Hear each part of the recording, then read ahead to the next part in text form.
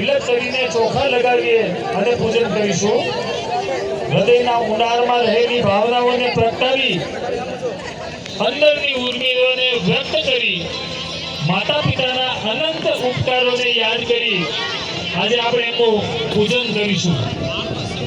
હવે આપણે પ્રકૃતિનું પ્રકૃત એવા પુષ્પના હાર જે પણ ભાઈ બહેનો હાર લાવ્યા છે એ પુષ્પના હાર પહેરાવી માતા પિતાનું પૂજન કરીશું અને એમના આશીર્વાદ મેળવીશું।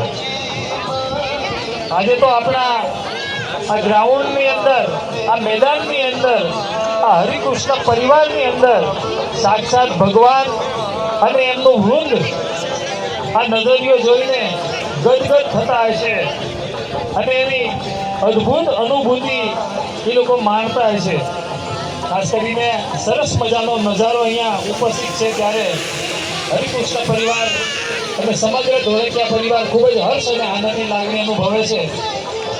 આપણે ખૂબ ભાગ્યશાળી છીએ કે માતા પિતાની છત્ર છાયામાં આપણે